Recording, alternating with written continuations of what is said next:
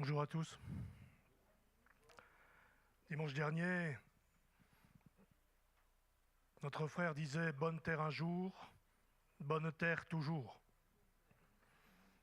Et il a précisé que ce n'était pas possible. La méditation de ce matin est un peu particulière, mais après tout ce que nous avons entendu durant des mois, la question que nous pourrions nous poser, c'est où en sommes-nous dans tout ce qui touche notre démarche de foi?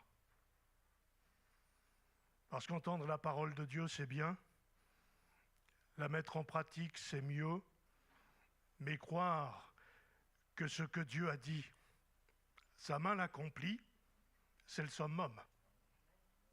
Et pour cela, il faut une dimension de foi. Je vous invite à faire une lecture avec moi dans l'Évangile selon Luc au chapitre 17. Et nous lirons le verset 5.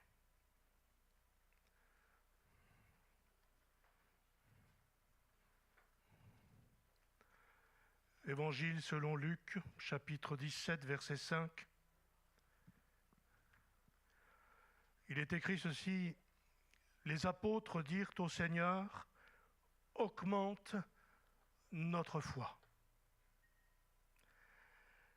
D'autres versions vont dire, donne-nous une foi plus grande, fortifie notre foi, ou Seigneur, ajoute en nous de la foi. Néanmoins, il me faut, par honnêteté, resituer le contexte, parce que c'est particulier. Nous, on aime ce verset « augmente en nous la foi », et je pense que c'est la prière que vous faites chaque matin au Seigneur. Plutôt que de lui demander tout un tas de choses, vous lui dites « Seigneur, augmente en moi la foi ». Non ?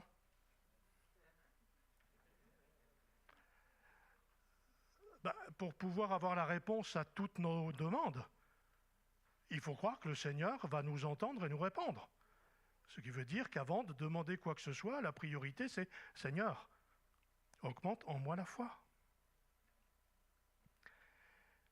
Et là, c'était particulier parce qu'en fait,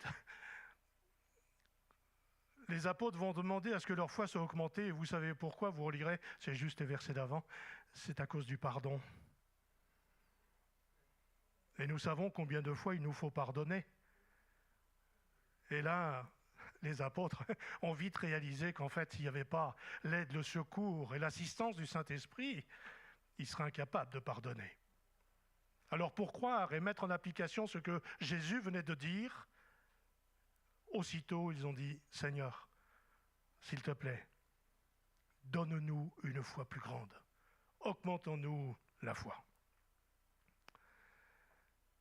Mais ce n'est pas là-dessus que je vais prêcher ce matin.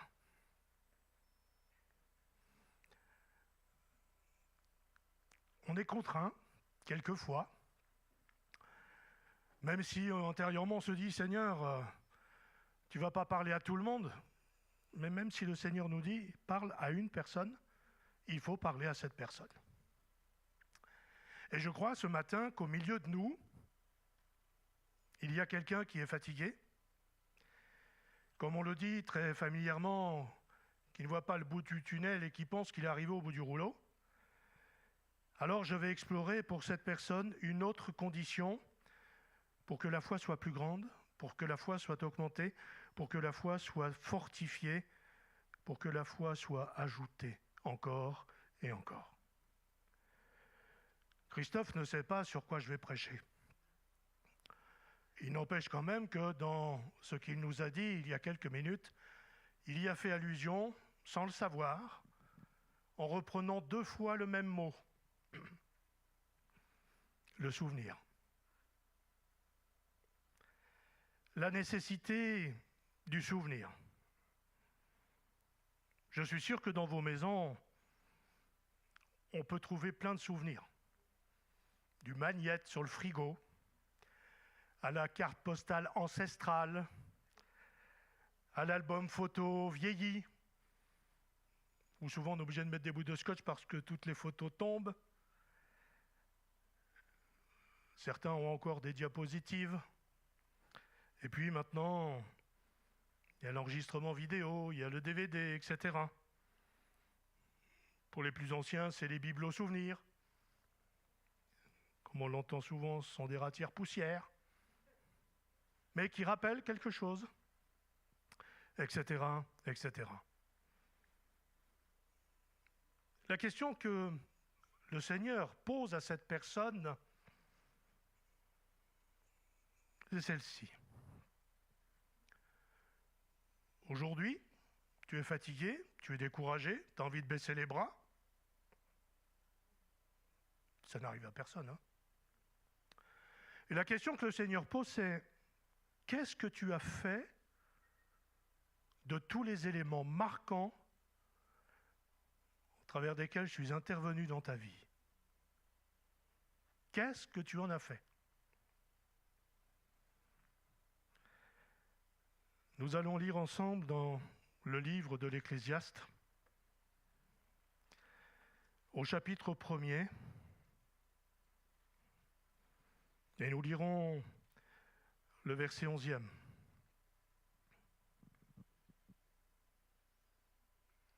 Ecclésiaste, chapitre 1er, verset 11e. Seulement, on ne se souvient plus de ce qui s'est passé autrefois, et il en sera de même pour ce qui se produira dans l'avenir. Ceux qui viendront après n'en auront aucun souvenir. Ceux qui viendront après ne nous laisseront aucun souvenir. Ceux qui viendront après ne laisseront aucun souvenir de leur passage. Toujours dans le livre de l'Ecclésiaste, au chapitre 2 et au verset 16, il est écrit « On ne se souviendra pas longtemps du sage, pas plus que de l'insensé. Et dans les temps à venir, tous deux tomberont dans l'oubli. Le sage mourra aussi bien que l'insensé. » Dans ce même livre, encore une fois, au chapitre 9 et au verset 5, il est écrit ceci. « Les vivants savent qu'ils mourront, mais les morts ne savent rien du tout. Ils n'ont plus rien à gagner. Ils sombrent dans l'oubli. » En relisant les textes de l'Ecclésiaste, ce qu'on peut dire, c'est qu'en fait, l'Ecclésiaste est d'humeur morose. Non ? On ressent une certaine frustration. Il s'est passé beaucoup de choses, on a dit beaucoup de choses, on a vécu beaucoup de choses. Mais en fait, ça sert à quoi ? Il ne reste pas de traces. Ceux qui me suivent, de quoi vont-ils se rappeler ? Et comment faire pour se rappeler ? Peu ou pas de souvenirs, nous venons de lire, cela génère l'oubli. Alors que l'on oublie parce que l'âge est là, c'est un fait. Que l'on oublie parce que la maladie nous accable aussi. Mais pourtant, collecter les souvenirs spirituels, se remémorer, voyez-vous, c'est biblique. Dans le livre du Deutéronome, il est écrit « Veille bien à ne pas oublier l'Éternel ton Dieu, au point de ne pas respecter ses commandements, ses règles, ses prescriptions que je te donne aujourd'hui. » Je vais garder simplement la première partie du texte. « Veille bien à ne point oublier. » Bien sûr, il est précisé l'Éternel ton Dieu. Mais dans tout ce que nous allons voir ce matin, il est toujours question de la grâce, de la bonté, de la fidélité de Dieu. C'est un commandement. Veille bien. Veille bien à ne pas oublier l'Éternel. Ça veut dire qu'on peut mettre l'Éternel de côté, hein ? Non ? Si le Seigneur nous dit « veille bien à ne point oublier », ça veut dire qu'il y a des jours, des moments où quelque chose prend beaucoup plus d'importance que l'Éternel, notre Dieu. Je ne veux froisser personne et surtout pas la personne pour qui et à qui ce message s'adresse, mais si quelquefois on est dans l'épreuve, la difficulté, la souffrance, La question qu'on doit se poser, c'est qu'est-ce que j'ai fait de Dieu? Lui n'a pas changé, hein? Il n'a pas changé. Il est toujours là à nos côtés, il nous entend, il nous écoute, il répond, il fait grâce. Mais qu'est-ce que nous avons fait de Dieu? C'est pourquoi il est dit dans ce livre, veille bien. Et cela sera renouvelé, je ne sais pas combien de fois, à travers de toute la parole de Dieu. Le livre des Proverbes va préciser, le souvenir du juste continue à être en bénédiction aux autres, mais le nom des méchants va tomber dans l'oubli. Le souvenir du juste continue à être en bénédiction aux autres. Ça veut dire que même si le juste n'est plus là, son souvenir, sa vie, tout ce qu'il a traversé reste en bénédiction. Veille à ne pas oublier, afin que tu restes et que tu demeures un sujet de bénédiction. C'est pas important ça? Est-ce que ça ne doit pas nous ramener encore à ce que j'ai dit en préliminaire? Seigneur, augmente en nous la foi, rajoute en moi la foi, et que tous ces souvenirs de grâce, de bienfaits, de bénédiction me permettent toujours, moi, aussi petit soit est-ce que je suis, mais que je sois toujours en bénédiction pour l'un, pour l'autre, autour de moi, celui que je connais, celui que je ne connais pas. Parce que des fois, il n'y a pas besoin de parler, l'attitude, le comportement, le témoignage suffisent. Et puis, ça aurait été très mal de ma part d'oublier le principal. On le dit, on le répète, on le relit, on s'en sert. 1 Corinthiens 11. C'est pas moi qui l'invente, c'est Jésus qui parle. Et Jésus dira, faites ceci en mémoire de moi. Et nous savons qu'il s'agit de la Sainte Seine. Une autre version dira, faites ceci en souvenir de moi toutes les fois. Pas simplement une fois, mais toutes les fois.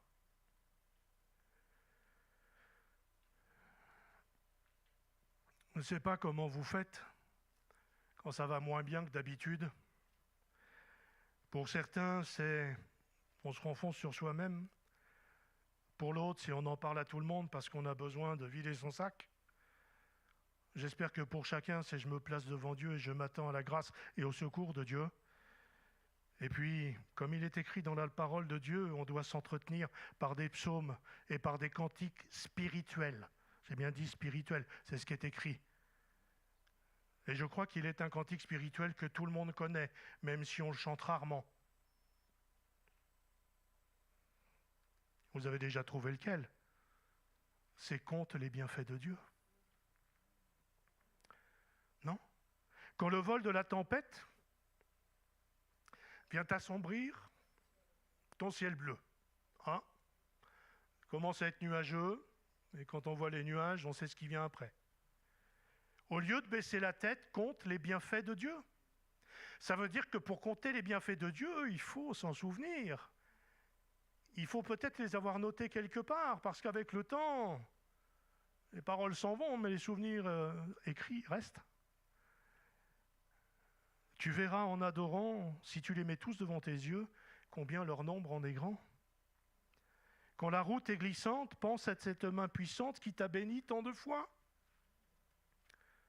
etc., etc. Et je me suis dit, mais Seigneur, qu'est-ce que tu veux nous dire ce matin? Qu'est-ce que tu veux dire à cette personne?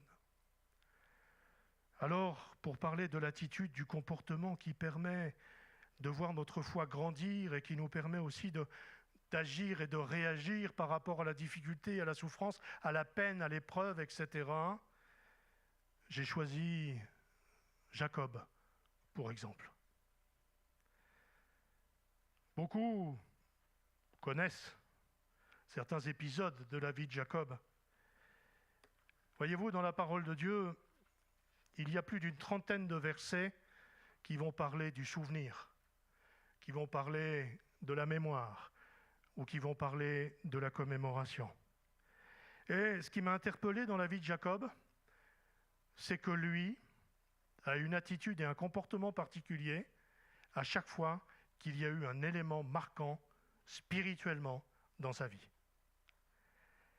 À chaque fois que Dieu est intervenu d'une manière ou d'une autre, à chaque fois qu'il y avait quelque chose de spécial, Jacob, en pleine consécration vis-à-vis de Dieu, il est écrit à ériger une stèle. Certains diront un monument. Pourquoi ? Tout simplement parce que partout où il est passé, et nous savons que c'était un itinérant, mais partout où il est passé, et à chaque fois que Dieu est intervenu, il a voulu marquer quelque part la bonté, la grâce, la fidélité de Dieu. Pourquoi ? Afin que non seulement lui s'en souvienne, mais que ceux qui passent par ce chemin puissent se dire, tiens, ici, il y a une stèle, il y a un monument, il y a eu l'intervention divine. Je l'ai dit tout à l'heure, vous avez certainement beaucoup de souvenirs, beaucoup de bibelots, beaucoup de je ne sais quoi, qui vous rappellent certains passages de votre vie. Le plus important, ce n'est pas ce que vous avez dans une bibliothèque ou dans une vitrine. Le plus important, c'est mon frère, ma sœur, et je m'adresse à la personne qui est concernée ce matin. Qu'as-tu fait et comment as-tu gardé dans ton cœur tous les éléments significatifs de l'aide et du secours que Dieu t'a déjà prodigués ? Genèse, chapitre 28. Nous lirons à partir du verset 10.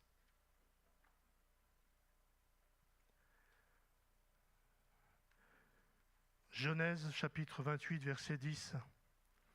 Jacob avait quitté Beër-Sheva et il marchait en direction de Haran.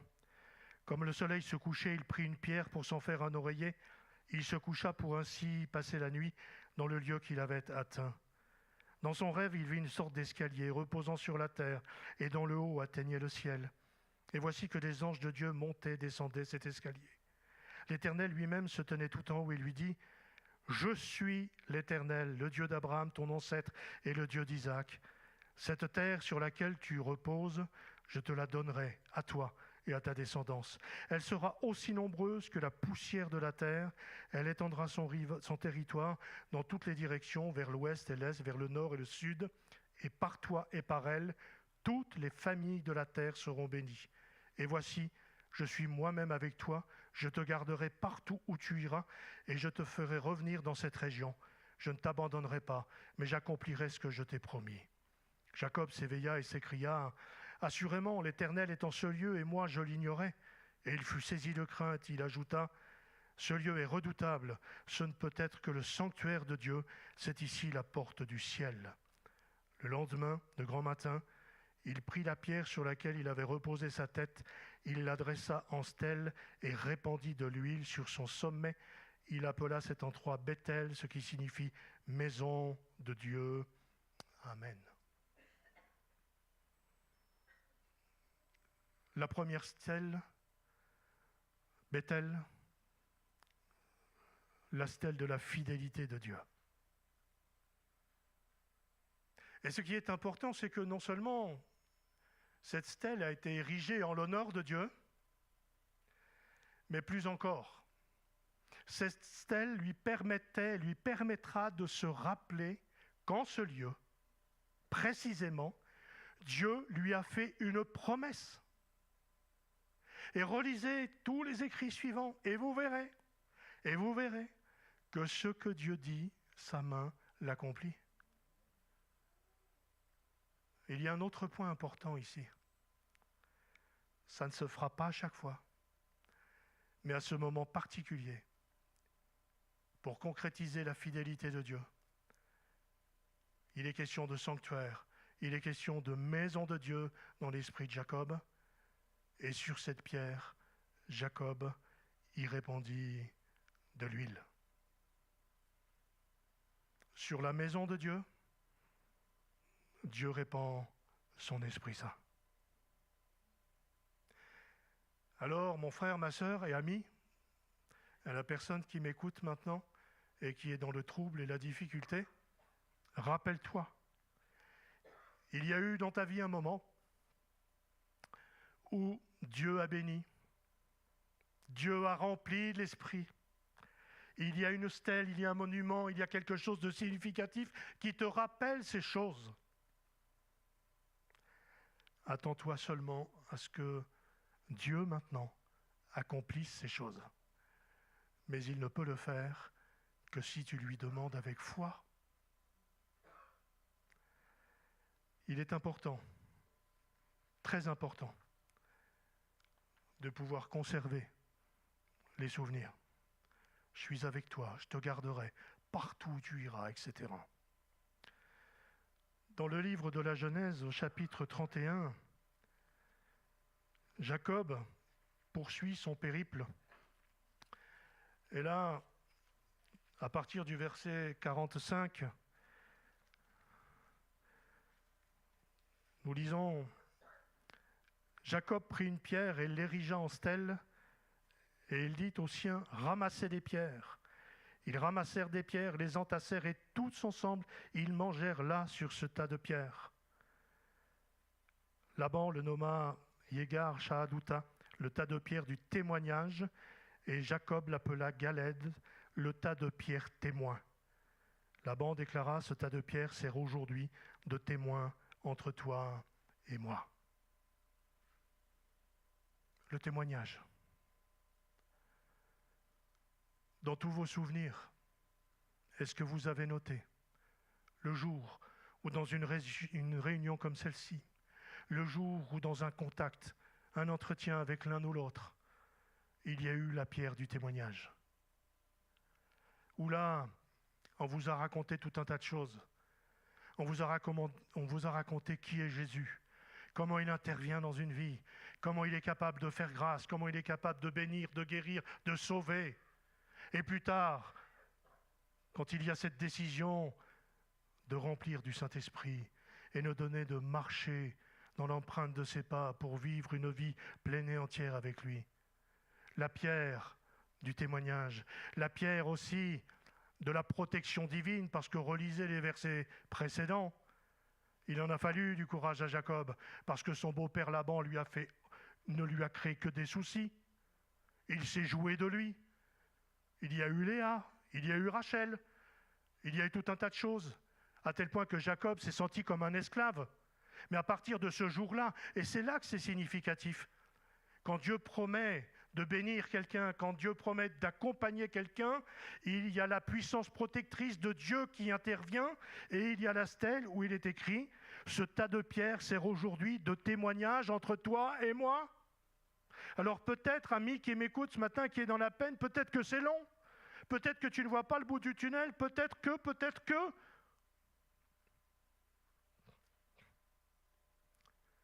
La pierre du témoignage est là. La pierre de l'accomplissement de la promesse de Dieu est là. Je prie le Seigneur qu'il augmente ta foi pour que tu puisses te remémorer aussi que ce que Dieu t'a promis, il va l'accomplir.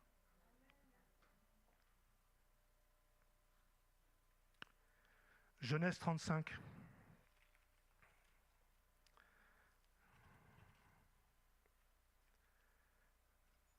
Dieu dit à Jacob, pars, rends-toi à Bethel. Ça veut dire tu retournes au lieu de la première stèle, tu retournes dans ma maison, tu retournes dans ce que tu as appelé mon sanctuaire, tu retournes à l'endroit de la promesse. Jacob aurait pu dire, enfin Seigneur, attends, tu ne vas pas me faire revenir de là où je viens. Il ne s'est pas posé la question. Et Dieu lui dit, arrête-toi là-bas, fixe-toi là-bas. Tu y construiras un autel au Dieu qui t'est apparu quand tu fuyais ton frère Ésaü. Jacob dit aux gens de sa famille, à tous ceux qui étaient avec lui, faites disparaître les dieux étrangers qui se trouvent au milieu de vous. Purifiez-vous, changez de vêtements. Nous allons partir et nous rendre à Bethel, où je construirai un autel dédié au Dieu qui m'a exaucé lorsque j'étais dans la détresse et qui a été avec moi tout au long de ma route. Tout au long de ma route. C'est pas simplement un petit moment. C'est pas simplement de temps en temps. C'est tout au long de ma route. Et nous savons que dans les versets qui suivent, Dieu va lui dire, tu ne t'appelleras plus Jacob, mais tu vas t'appeler Israël. Nous savons exactement tout ce que Dieu va promettre à nouveau. Tout. Et il est écrit au verset 20, il est écrit au verset 15,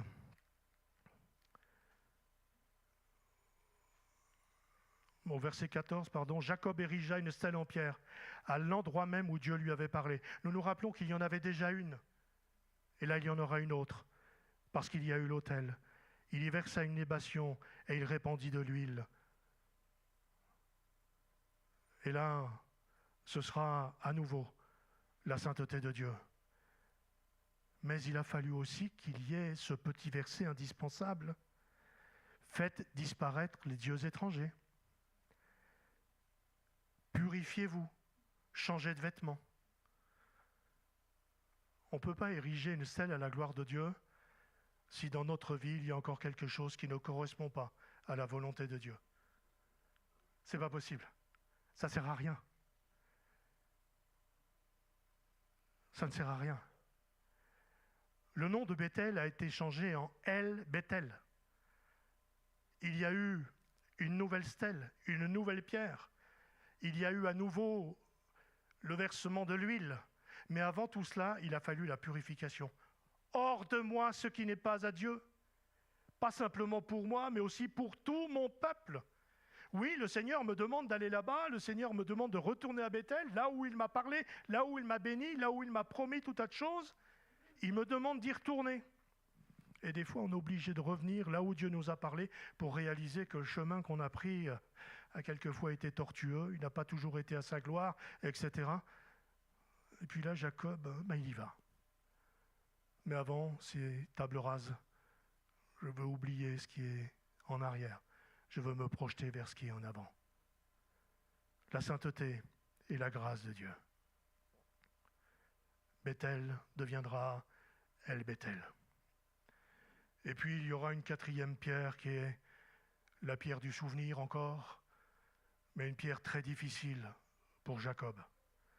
Je ne dirais pas que Jacob n'a pas aimé Léa, mais ce n'était pas celle sur laquelle il avait eu sa vision. Il voulait Rachel, son beau-père l'a trompé. Et là, il nous est dit que Dieu a repris Rachel. Et au verset 20, il est encore précisé, Jacob érigea une stèle sur la tombe, c'est la stèle funéraire de Rachel qui subsiste encore aujourd'hui.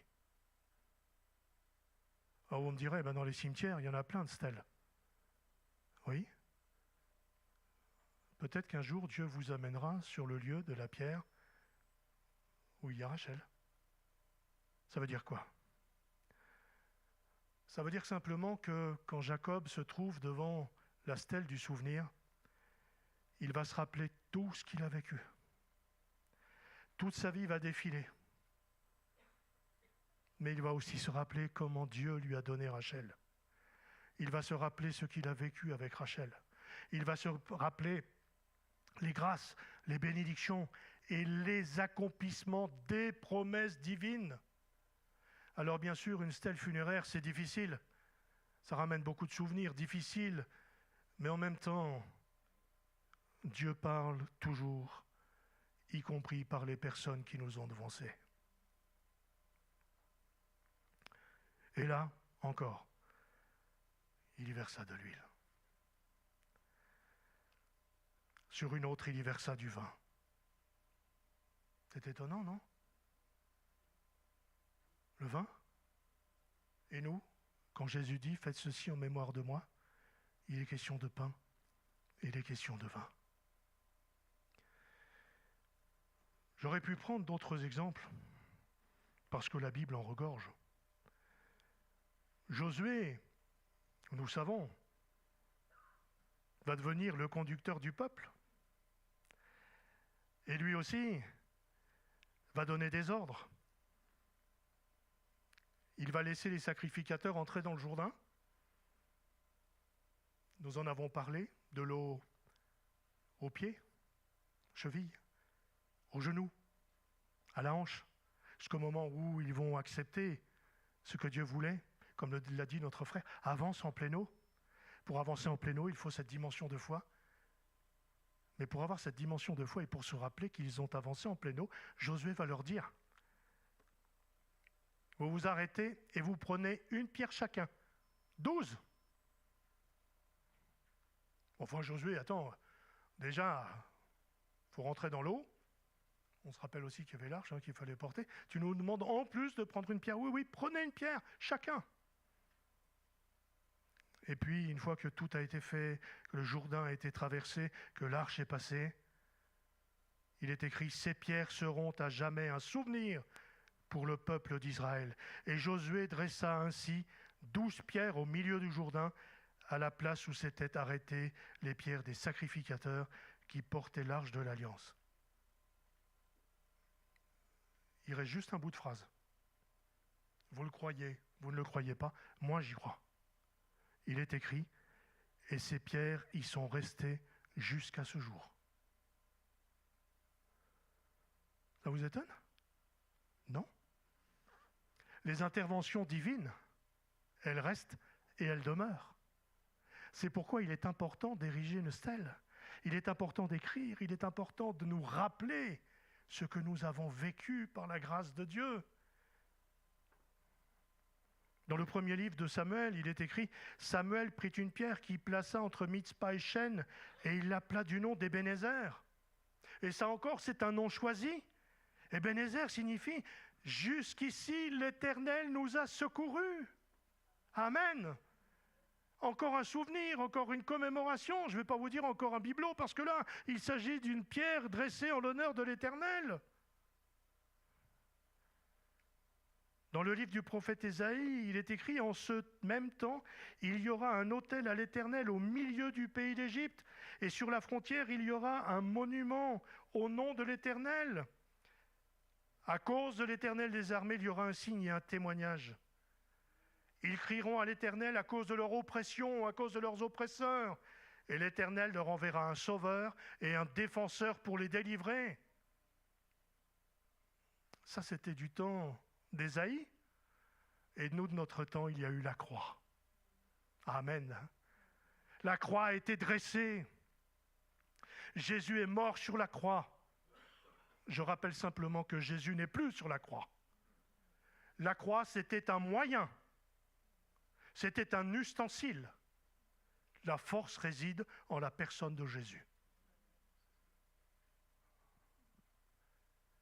La croix a été dressée au même titre que Dieu avait déjà promis par la voix du prophète qu'il y aurait un défenseur contre l'oppression. Et Jésus est venu. Aujourd'hui, il y a une grande différence entre tout ce que je viens de vous dire et ce que nous devons vivre. C'est l'apôtre qui l'écrira aux Corinthiens. Vous êtes manifestement une lettre de Christ, écrite par notre ministère, non avec de l'encre, mais avec l'Esprit du Dieu vivant, non sur des tables de pierre, mais sur des tables de chair et sur les cœurs. Dans l'Ancien Testament, il a été question d'ériger des monuments. Et aujourd'hui, c'est nous qui sommes le monument. Oh, pas quelque chose de mort, hein? Non, mais simplement c'est nous qui témoignons de la grâce, de la bonté, de la sainteté et de la fidélité de Dieu. Mais pour pouvoir témoigner de toutes ces choses, il faut s'en souvenir. Il faut les avoir inscrites quelque part. Puis de temps en temps, il faut aller mettre le nez dedans.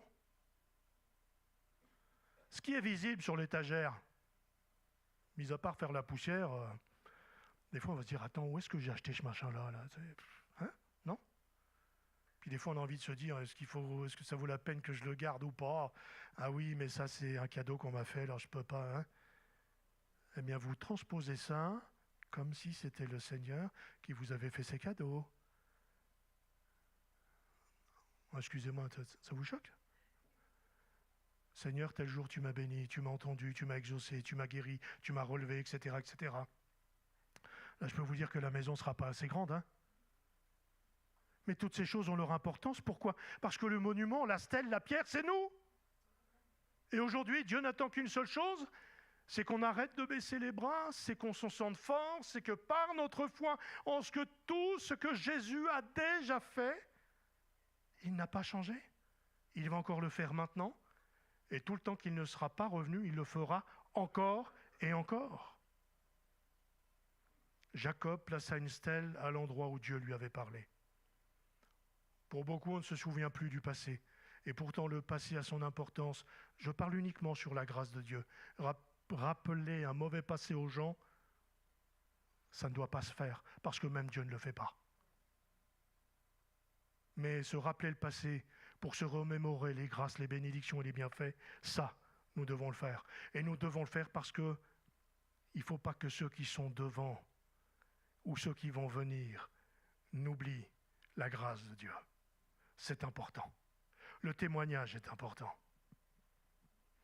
Et avec le recul, on va vite s'apercevoir que certains événements de notre vie ne peuvent venir que de la main de Dieu. La question, c'est quel souvenir, quel mémorial j'ai dressé? Comment est-ce que nous nous remémorons tous les signes de la bonté de Dieu? Et quand nous sommes fatigués, découragés, comment est-ce que nous comptons tout à nouveau les interventions de Dieu, les bénédictions reçues, les prières exaucées, les témoignages de grâce qui nous ont été apportés les uns des autres? Et puis là, je pose la question à tout le monde. Avez-vous perdu l'habitude de dire merci au Seigneur et de dresser une pierre en hommage à ce qu'il est, ce qu'il fait? C'est facile de demander. C'est on ne peut plus facile de recevoir. C'est plus difficile de dire merci. Et pourtant, Dieu ne mérite-t-il pas notre reconnaissance? Et toutes ces stèles, tout cela, c'était la reconnaissance de Jacob vis-à-vis des exaucements et des bénédictions de son Dieu. À la personne qui m'écoute ce matin, j'aimerais dire, alors que tout autour de toi te semble perdu, que tu es décontenancé, que tu ne sais plus où aller, que tu ne sais plus que dire, que faire. Combien de fois dans ta vie Dieu n'a-t-il pas renversé la situation? Combien de fois ne t'a-t-il pas surpris? Dieu n'a-t-il pas déjà ouvert une porte? Dieu n'a-t-il pas déjà répondu à certains de tes besoins? Dieu n'a-t-il pas entendu quels étaient tes désirs et tes attentes? Si tu te remémores tout ça, ça te permettra d'aller par la foi de l'avant, en sachant que tu peux compter sur les promesses de Dieu. Est-ce qu'on se souvient de nos engagements quand nous sommes descendus dans les eaux du baptême? Vous vous souvenez du jour de votre baptême? Alors on se souvient, les temps et circonstances, c'était beau, c'était merveilleux, on était tout feu, tout flamme. Non mais moi je parle du jour, de la date. Parce que c'était la concrétisation de notre conversion, de notre engagement avec Dieu. Et puis depuis cela, combien de fois Dieu n'a-t-il pas renouvelé notre santé? Combien de fois Dieu, alors que nous étions arrêtés, ne nous a-t-il pas donné un nouveau départ? Combien de fois, alors qu'on n'en pouvait plus, Dieu n'a-t-il pas tendu sa main pour nous tirer du gouffre? Et quand tout allait mal, on ne peut plus mal, Dieu ne nous a-t-il pas accompagnés? Tout ce que Jésus a fait, tout ce que Dieu a fait, permettez-moi de vous dire, et j'y crois de tout mon cœur, il va encore le faire. Vous savez pourquoi? C'est écrit, pas moi qui l'invente. Parce que Jésus est le même, hier, aujourd'hui et éternellement. Eh oui, mais il faut nous rappeler hier. Eh oui, c'est important de se rappeler hier. Parce qu'en vous rappelant la bonté et la fidélité, non seulement vous aurez la force de continuer, non seulement vous aurez la force de continuer à combattre, comme l'apôtre Paul va l'écrire, le bon combat de la foi, mais en plus vous aurez de quoi raconter, vous aurez de quoi témoigner aux vôtres, à ceux qui sont juste à côté de vous, à votre entourage. Et dans l'Église, vous serez un canal de bénédiction vis-à-vis du frère, de la sœur ou de l'ami qui n'en peut plus. En lui disant, ouais, bon, bah écoute, débrouille-toi. Non, ça c'est pas ce que Dieu nous demande. Ce que Dieu nous demande, c'est de dire à la personne, je ne veux pas savoir ce qui te touche. Parce que la curiosité malsaine, c'est pire que tout. Je ne veux pas savoir ce qui te touche. Mais je vois que tu n'es pas bien. La seule chose que je peux te dire, c'est que j'étais comme toi et que Dieu m'a fait grâce. Ah ouais? Mais tu t'en souviens? Et comment je m'en souviens? Tel jour, j'ai écrit, tel jour, j'ai écrit, tel jour, j'ai écrit, tel jour, j'ai écrit. Et tu sais, ma bibliothèque, en fait, ce n'est pas tous les romans que je peux acheter partout où je vais. Non. Ma bibliothèque, en fait, ce sont des tomes et des tomes et des tomes qui relatent toutes les bénédictions du Seigneur. Parce que le plus important, ce n'est pas ce que le monde donne, c'est que Jésus m'a donné. Amen.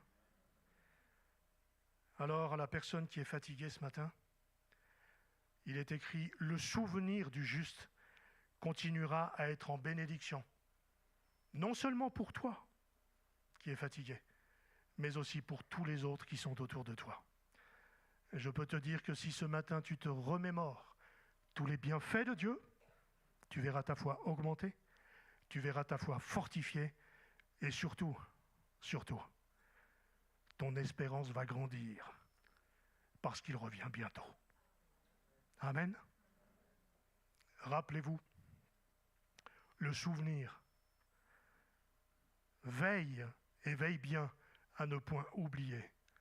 C'est ce qui nous permet de voir la foi grandir et c'est ce qui nous permet de tenir même dans les moments les plus difficiles. Et je crois qu'aujourd'hui encore, comme il est écrit de certains hommes de Dieu, comme il est écrit, le sang d'Abel parle toujours. Amen. Eh bien, je crois que par les expériences et les bénédictions reçues, Dieu parle encore et encore, même au travers de ceux qui nous ont devancés. Parce que le témoignage de la foi, c'est un témoignage qui dure et qui perdure. Béni soit le nom du Seigneur. Tu voulais parler à une âme ce matin qui est dans la peine, la difficulté et l'épreuve et qui n'en voit pas le bout. Et pourtant, Seigneur, tu rappelles combien de fois tu as béni, combien de fois tu as relevé, combien de fois tu as exhorté, combien de fois tu as fait grâce. Seigneur, pardon pour toutes les fois où nous avons oublié ces choses. Pardon pour toutes les fois où nous n'avons pas érigé une stèle en te disant merci et en versant notre offrande dessus. Pardon pour toutes les fois, Seigneur, où tu as pourtant déversé ton esprit sur nous pour nous permettre d'aller de l'avant et pour toutes les fois où nous nous sommes quand même arrêtés. Ce matin, je crois que tu es le Dieu de la grâce et de la bénédiction et je crois que tu veux faire encore du bien à l'âme qui est assoiffée et qui a besoin de ton réconfort. Seigneur, merci de ta parole. Merci de l'action de ton esprit. Merci pour la vie avec toi. Merci pour hier. Merci pour aujourd'hui. Et par la foi en Jésus, merci pour demain. Amen.